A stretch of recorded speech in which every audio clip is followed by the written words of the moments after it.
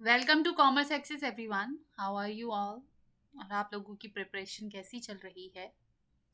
आप लोग मुझे कमेंट सेक्शन में ज़रूर बताइएगा कि आप लोगों की प्रिपरेशन कहाँ से कितनी तक पहुंची है ना, ताकि मुझे भी पता चलता रहे। चलिए ठीक है, आपने इतना प्रिपेयर कर लिया है, इतना आपका बाकी है, या फिर आपको कोई डाउट्स हैं किसी भी चीज़ से रिलेटेड, तो आप मुझे कमेंट सेक्शन में बता सकते हैं, या फिर आप हमारा टेलीग्राम ग्रुप ज्वाइन कर सकते हैं कॉमर्स एक्सेस से के नाम पर ही है, और उसका जो डिस्क्रिप्शन है वो आपको सॉरी, जो उसका लिंक है वो डिस्क्रिप्शन बॉक्स में मिल जाएगा। ठीक है, तो आप लोग वहाँ जाके ज्वाइन कर सकते हैं, और जो भी आपके क्वेश्चंस हो आप वहाँ पे पुट अप कर सकते हैं।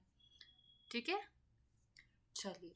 तो अभी हम यहाँ पर सब्जेक्ट वर्ब एग्रीमेंट कर रहे हैं। This is our second class of this topic, और हमने कल फर्स्ट क्लास की थी। अगर आपने फर्स्ट क्लास नहीं देखी है तो आप पहले फर्स्ट क्लास देखिए, है ना, क्योंकि उसी क्लास का ये कॉन्टिन्यूएशन है। अगर आप फर्स्ट क्लास नहीं जानते हैं कि उसमें क्या हुआ है तो आपको सेकेंड क्लास भी ऑब्वियसली समझ नहीं आएगी। ठीक है, तो आपने, ऐसा मैं सोचती हूँ कि आपने क्या किया होगा, आपने रिवीजन की होगी। रिवीजन की है? आप लोगों ने रिवीजन किया है या नहीं किया है, पहले ये बताएं। रिवीजन किया है कि नहीं किया है? क्योंकि देखिए, अब मैं आपको अभी तक बताती आ रही हूँ, जितना भी मैं आपको समझाने की कोशिश कर रही हूँ, मैं बस ये बताना चाहती हूँ आप लोगों को कि आप बिना रिवीजन के नहीं चल सकते। आपको कॉम्पिटेटिव एग्जाम में पढ़ना बहुत सारा होता है, इसीलिए आप एक टाइम अपना मतलब ज़रूर ऐसा बना के रखिए, अलॉट करके रखिए अपने आप को, जहाँ पर आप जितना भी पढ़ते हैं प्रीवियस डे में उसका रिवीजन करते हैं। ठीक है, चलिए। तो आज जो है, कल मैंने आपको ऑलरेडी 15 रूल्स बता दिए हैं, आज 10 रूल्स और बताने वाली हूं मैं आपको। ठीक है, चलिए। So here is our rule number 16। ये रूल नंबर 16 है। 15 तक मैं ऑलरेडी करवा चुकी हूँ, तो उसमें कोई भी कंफ्यूजन है आपको रूल नंबर 16 तक, तो आप क्या करेंगे, आप मुझे कमेंट सेक्शन में बता देंगे, ताकि मैं आपकी जो भी वो प्रॉब्लम है रिजॉल्व कर दूं। देखिए, मैंने हमेशा ये आप लोगों को बोला है कि आपने जितनी भी आपको इश्यूज आते हैं किसी भी चीज से रिलेटेड, अभी आपके पास टाइम है, अभी आप रिजॉल्व कर सकते हैं, क्वेश्चन कर सकते हैं। लेकिन एक बार एग्जाम में आपके डाउट के साथ चले गए और आपने क्वेश्चन गलत मार्क कर दिया, फिर तो वो आपके हमेशा के लिए है ना। तो आपने ऐसा करना नहीं है, आपने ऐसी चांस ही नहीं लेनी है कि आप क्वेश्चन पेपर में जाके कोई क्वेश्चन रॉन्ग करें। चलिए, so rule number 16, after some of, all of, enough, most, most of, a great deal of, lots of, a lot of, plenty of, etc. ठीक है, if there is a countable noun, इनके बाद अगर countable noun है, it is always plural one, and also the verb is plural. तो इसका structure ऐसा बनेगा कि ये कोई शब्द है, इसके बाद है आपका काउंटेबल नाउन, इसके बाद क्या है आपका काउंटेबल नाउन। ठीक है, जो कि होगा आपका प्लूरल में। ठीक है, इसके बाद हमेशा क्या आएगा, काउंटेबल नाउन प्लूरल में, प्लस मतलब उसके साथ जो वर्ब रहेगा आपका, वो भी किस में होगा, प्लूरल में।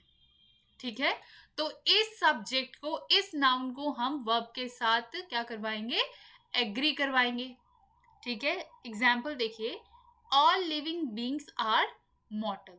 अब देखिए यहाँ पे हमारा यूज हुआ है ऑल का, तो ये जो लिविंग बींग्स है ये काउंटेबल नाउन है ना, और ये है हमारा सब्जेक्ट जो कि किस में है, प्लूरल में। देखिए क्योंकि एस लगा हुआ है, और ये है हमारा आर जो कि यहाँ पे ऑक्सिलरी वर्ब है। ठीक है, और ये किस में है, ये भी प्लूरल में है। ठीक है, ये बात समझ आई। नेक्स्ट एग्जाम्पल एक और देखिए, most of students are present at the seminar, ज्यादातर बच्चे सेमिनार में प्रेजेंट है। अब देखिए यहाँ पे आपके नोट करने वाली बात थी कि हमारा यूज हुआ है मोस्ट ऑफ का। ठीक है, स्टूडेंट्स जो है ये काउंटेबल नाउन है, और हमारा यहाँ पे सब्जेक्ट है which is in plural form, students S. तो जो आर है वो हमारा वर्ब है, ऑक्सिलरी वर्ब, ठीक है, और ये किस में होगा, प्लूरल में होगा। समझ रहे हैं आप? मैं जो रूल आपको बता रही हूँ उसी के अकॉर्डिंग आपको एग्जाम्पल भी देती जा रही हूँ, ताकि आपके दिमाग में क्या हो, वो चीजें एक ही बार में क्या हो, सेट हो जाए, ठीक है। चलिए रूल नंबर 17 नेक्स्ट।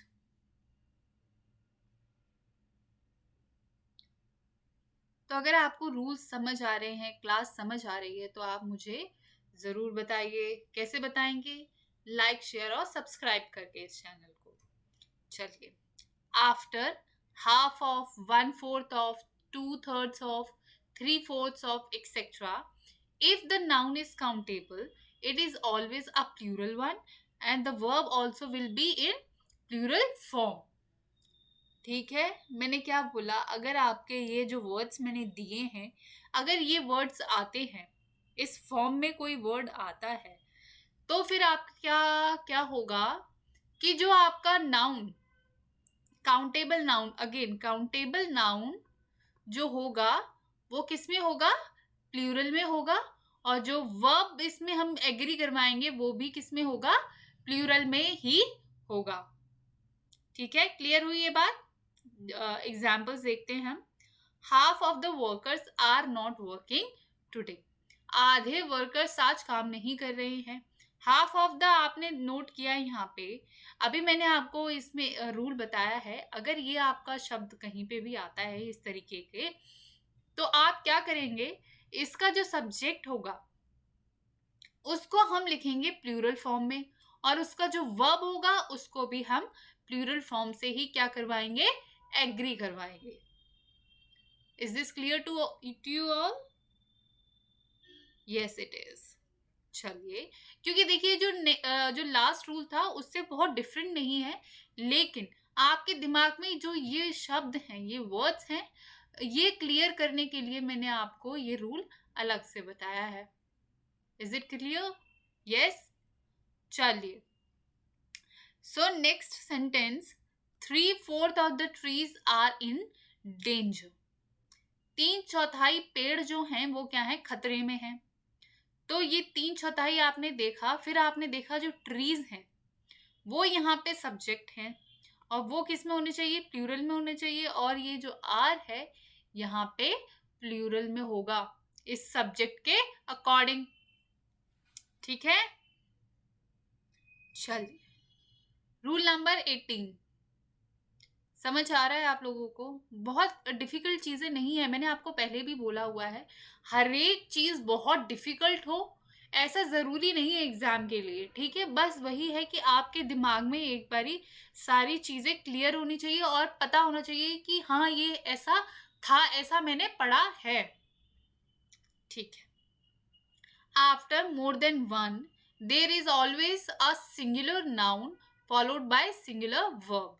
देखिए, आप कभी भी मोर देन वन ये शब्द सुनेंगे तो इसके साथ क्या रहेगा आपका, यहाँ पे जो सब्जेक्ट आएगा, मतलब आपका जो नाउन आएगा सब्जेक्ट, वो क्या होगा, वो हमेशा सिंगुलर होगा, और इसी सिंगुलर सब्जेक्ट को हम एग्री करवाएंगे सिंगुलर वर्ब के साथ। समझ रहे हैं? मोर देन वन हमेशा एक चीज के लिए यूज होता है। तो आप किस तरीके से याद कर सकते हैं, देखिए यहाँ पे वन लिखा हुआ है तो ये एक चीज के लिए रहेगा। ठीक है, इस तरीके से आप अपने निमोनिम्स भी बना सकते हैं टू मेमोराइज थिंग्स, है ना। चलिए एग्जाम्पल देख लीजिए, more than one student is required to complete this task. एक से ज्यादा बच्चा चाहिए इस टास्क को पूरा करने के लिए। अब देखिए, मोर देन वन आपने देखा, उसके बाद आप क्या देखेंगे, यहाँ पे जो हमारा सब्जेक्ट है, नाउन है स्टूडेंट, वो किस में होना चाहिए, सिंगुलर में, और इसके साथ का जो वर्ब होगा वो है आपका ऑक्सिलरी वर्ब इज, जो कि किस में है, सिंगुलर में। क्लियर है? नेक्स्ट एग्जाम्पल एक और देख लीजिए, more than one worker is doing the job of computation. एक से ज्यादा काम कर रहे हैं वर्कर, किसका, कंप्यूटेशन का। अब देखिए इसमें नोट डाउन करने वाली बात ही है आपका वर्कर सिंगुलर इज सिंगुलर। आप इसी वे में जिस तरीके से मैं आपको देखिए लिख लिख कर बता रही हूँ ना कि देखिए ये सिंगुलर है, ये चीज जो पॉइंट आउट करके दे रही हूँ ये आपने अंडरलाइन करके अपनी नोटबुक पे लिख कर रखना है। ठीक है, अच्छे से नोट्स मतलब इस तरीके से बनाइएगा कि जब आप बाद में पढ़ें आपको एक बार नजर पड़ते ही आपको चीजें एकदम क्लियर हो जाएं कि मैंने एक्चुअली आपको क्या पढ़ाया था क्लास में, है ना। बस ये ना हो कि आप सिर्फ डेफिनेशन लिख कर रख लें, क्योंकि डेफिनेशन मतलब लॉन्ग लास्टिंग नहीं होती हैं। वही चीज लॉन्ग लास्टिंग होती है जो आपके दिमाग में परमानेंट बन जाए और एक बार देखते ही समझ आने लग जाए।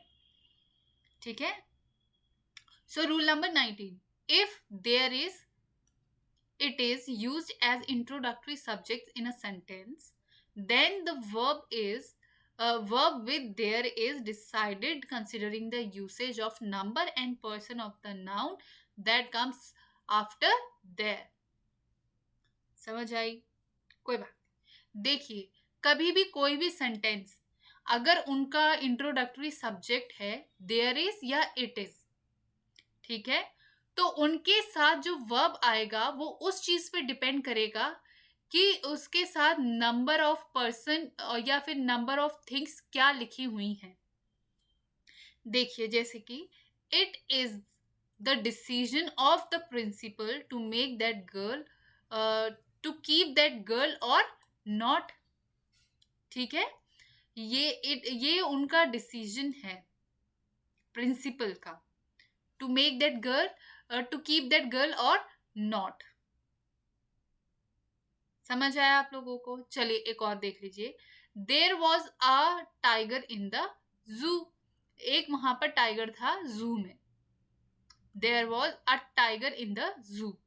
तो समझ रहे हैं आप, एक जो सेंटेंस में अगर हम यहाँ पे सिंगल चीज की बात करते हैं तो वो पूरे सेंटेंस में उसी मोड को लेके चलता है।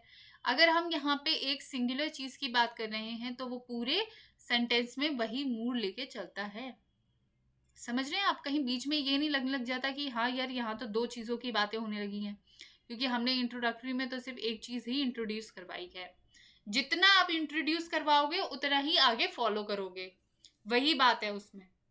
ठीक है, so rule number 20, if with the construction, ये एक फॉर्म है, numeral plus plural noun, there is any definite unit, distance, weight, height etcetera, then the verb is always singular. देखिए कभी भी आपको ऐसा सेंटेंस मिलता है जिसमें एक न्यूमरल कोई वैल्यू दी हुई है, जैसे कि यूनिट की, किसी डिस्टेंस की, हाइट, वेट, मास, डेंसिटी, कुछ भी, और उसके साथ आपका लगा हुआ है प्लूरल नाउन, तो जो आपका वर्ब होगा ना, आपका इसमें वर्ब जो होगा वो क्या होगा? सिंगुलर होगा।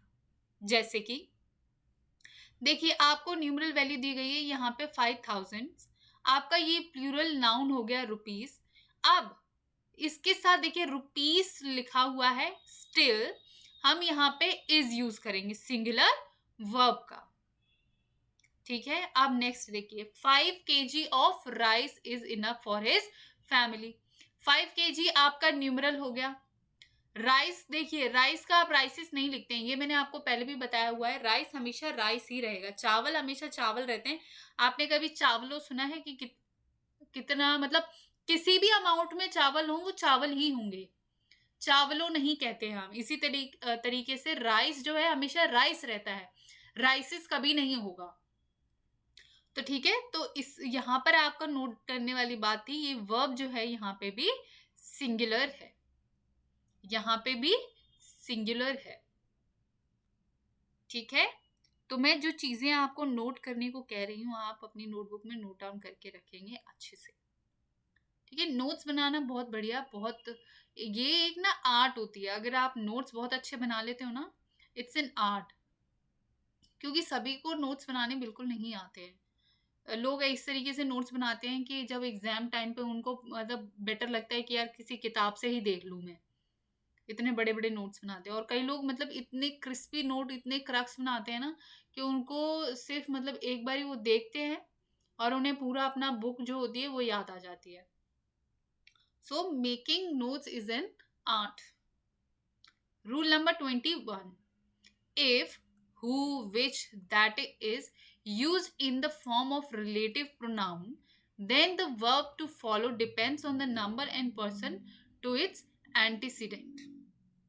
देखिए, अगर ऐसा यूज होता है who, which, that is as a relative pronoun, ठीक है, तो जो वर्ब है वो डिपेंड करेगा नंबर और पर्सन जो उसके पीछे गया है, एंटीसीडेंट. देखिए, एग्जाम्पल से आपको ज्यादा क्लियर होंगी चीजें. जैसे कि I who am a teacher teach hair.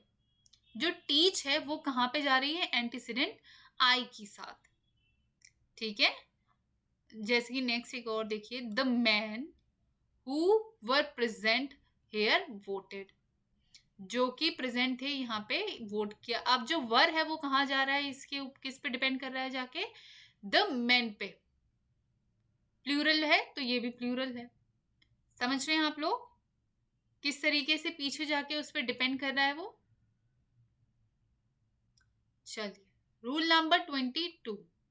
If certain expressions like unfulfilled wish, condition, desire in the present state is to be brought into expression with the use of if, as though, I wish, it is time, it is high time, etc., along with which to be is used, then only its verb form is used, provided whatever be the number or and person of the subject.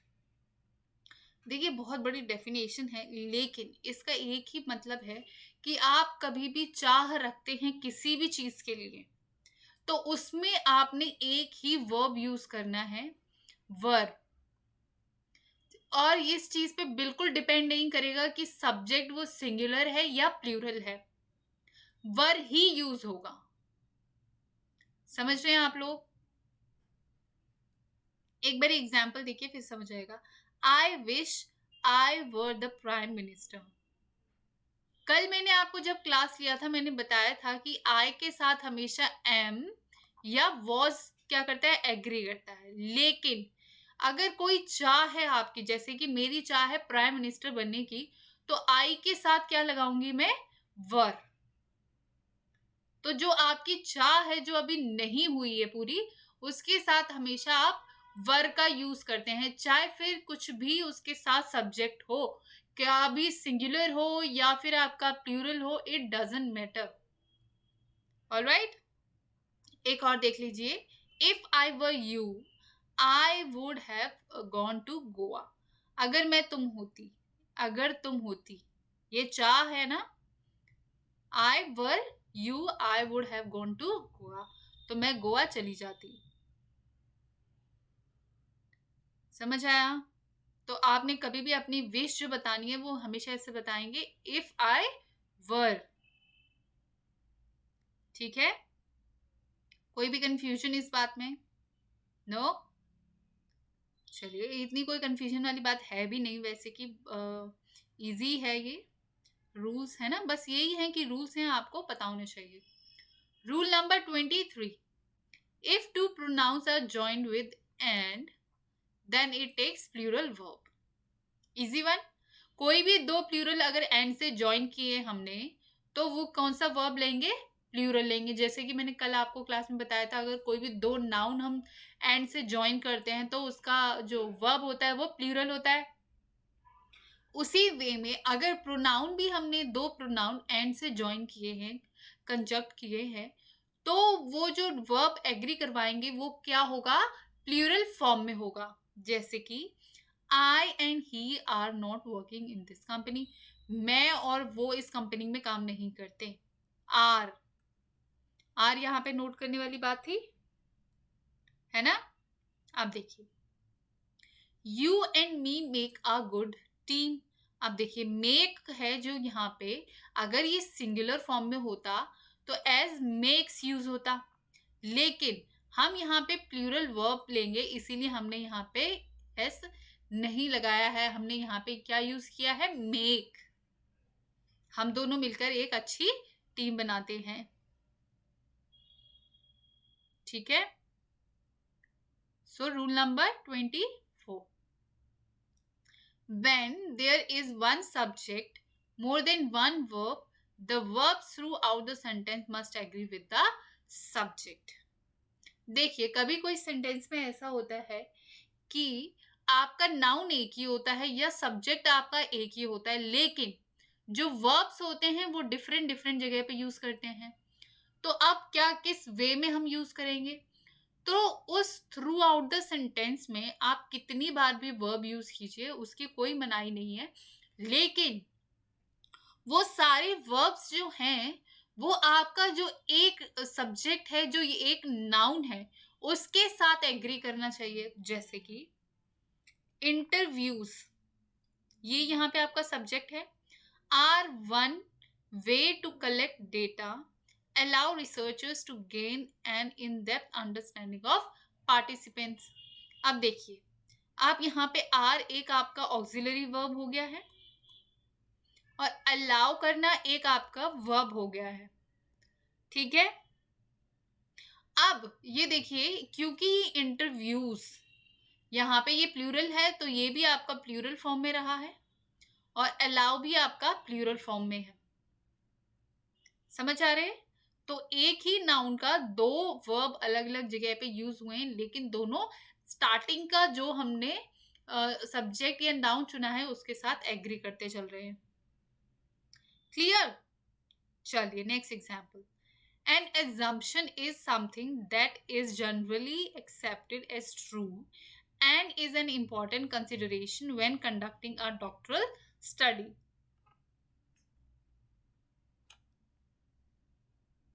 Sentence पढ़ा आप लोगों ने, देखिए N assumption, ये आपका यहाँ पे subject है, ठीक है। और ये आपको जब पढ़ते ही समझ आ गया हो, क्योंकि ये एन लगाया हुआ है तो ऑब्वियसली ये सिंगुलर है, ठीक है। अब ये देखिए, इज और इज दोनों ऑक्सिलरी वर्ब आपके क्या हैं? सिंगुलर है। तो आप एग्जाम में भी जब करेंगे तो आप इस तरीके से मार्क करते हुए चलेंगे चीजों को, ठीक है, तभी आपके दिमाग में वो क्लैरिटी रहेगी और आप बिल्कुल भी गलती नहीं करेंगे। तो जो बच्चे पूछते हैं ना मुझसे कि मैम अगर मैंने आपकी क्लासेस ले ली तो मैं 100% ये एग्जाम क्लियर कर लूंगा, ऑब्वियसली आप 100% क्लियर कर लेंगे अगर आप जिस तरीके से मैं आपको स्टेप वाइज हर एक चीज करना बताती हूँ ना, कि इस तरीके से पहले इसको अंडरलाइन कीजिए, इसको बॉक्स में डालिए और इसके ऊपर लिखिए, वो सब आपने करना पड़ेगा। सो rule number 25 and this is the last rule for subject verb agreement. उसके बाद कल से आपका नया टॉपिक स्टार्ट होगा। Collective nouns are words that imply more than one person but are considered singular and take a singular verb। Collective nouns मैंने आपको बताए थे कि एक ग्रुप ऑफ पीपल होते हैं, लेकिन हम उनको एज अ वन यूनिट मानते हैं। आप इस यूनिट में कितने भी नंबर ऑफ पीपल डाल लें, लेकिन ये होल क्या है? वन यूनिट बताया था मैंने कलेक्टिव नाउन्स में, तो हम इसको as a singular unit consider करते हैं। तो उनके साथ कौन सा वर्ब आएगा? सिंगुलर वर्ब आएगा। जैसे कि the group meets every week. अब मीट्स लिखा हुआ है तो ये मतलब क्या हो गया? सिंगुलर है। The committee agrees on the quality of the writing, singular है। और द ग्रुप और द कमिटी क्या है? आपके कलेक्टिव नाउन्स हैं। तो फिर आज की ये जो आपका टॉपिक है verb agreement, subject verb agreement, ये क्या होता है? यहाँ पे कंप्लीट होता है, ठीक है। इसके बाद मैं आपको करवाऊंगी मोडाल्स कल से। तो मोडाल्स भी शायद 2 क्लासेस में खत्म हो जाए, तो इस वीक आपका मतलब जो बड़ा बड़ा टॉपिक्स है वो सब खत्म हो जाएगा। उसके बाद आप लोग आज फिर जाइएगा, अपना सिलेबस चेक कीजिएगा और सिलेबस चेक करके मुझे बताइएगा कि आपको अब कौन सा टॉपिक लगता है जो करवा देना चाहिए। मुझे लगता है मैंने ऑलरेडी आपके सारे टॉपिक्स कवर करवा दिए हैं। और इसके बाद मैं आपको क्या करूँगी? क्वेश्चन पेपर सॉल्व करवाऊंगी, अपनी तरफ से कुछ एक्सरसाइजेस लेकर आऊंगी, ताकि आपको जो मैंने ग्रामर बताई है वो प्रैक्टिस में आ जाए, ठीक है। समझ रहे हैं आप लोग? आपका इंग्लिश का सब्जेक्ट जो है इसमें पेपर में उसमें बहुत बड़ा इन्होंने सिलेबस नहीं दिया है, लेकिन जितना आपको टॉपिक्स दिए गए हैं, उतने आपने अपने टॉपिक्स क्या करने हैं, बिल्कुल क्लियर करने हैं और बहुत ज़्यादा प्रैक्टिस करनी है। ठीक है? और मैं आपको जैसे कि हर क्लास में बोलती हूँ, वर्ड ऑफ द डे ज़रूर देखना है आपने, ताकि आपको ये ना हो कि आपने आज हमारा कल एग्ज़ाम है, आज सारे के सारे हमने क्या किए हैं, सारे पोथी-पत्रे खोल के मीनिंग याद करना शुरू कर दिए, क्योंकि फिर आपको वो याद भी नहीं होंगे, फिर वो बस आपका हड़बड़ाहट में गड़बड़ाहट होगी। तो आपने ऐसा बिल्कुल नहीं करना, ठीक है? सो अगर आज आप फर्स्ट टाइम हैं इस चैनल पर, तो please like share and subscribe this channel commerce access, जहाँ पर हम आपको यूपी पीसीएल का कंप्लीट फ्री बैच प्रोवाइड करवा रहे हैं, ठीक है, for English and commerce related subject. तो आप अगर आपको इन दोनों सब्जेक्ट्स में से कोई भी डाउट होता है या फिर कोई भी प्रॉब्लम होती है, तो आप क्या कर सकते हैं, हमें कमेंट सेक्शन में पूछ सकते हैं। और हमारा जो टेलीग्राम ग्रुप का लिंक है वो डिस्क्रिप्शन बॉक्स में अवेलेबल है, आप ग्रुप भी ज्वाइन कर सकते हैं हमारे साथ, है ना। फिर क्या होता है कि आप वो ग्रुप में आ जाते हैं तो आप ज़्यादा कनेक्टेड फील कर सकते हैं, है ना, क्योंकि आपको आप डायरेक्टली क्वेश्चन पुट अप कर लेंगे। अगर मैं आपको रिस्पॉन्ड नहीं करती हूँ या हमारे सर जो रजनीश सर आपको कॉमर्स रिलेटेड सब्जेक्ट पढ़ा रहे हैं वो रिस्पॉन्ड नहीं करते, तो क्या होता है कि आपस में बच्चे भी कर लेते हैं, है ना, वो लोग आपस में बात करेंगे आपकी आपकी प्रिपरेशन कैसी चल रही है, तो आपके लिए भी एक कंफर्टेबल जोन बन जाता है वो, ठीक है। So thank you so much for watching me here on commerce access, it's time to sign off now, thank you.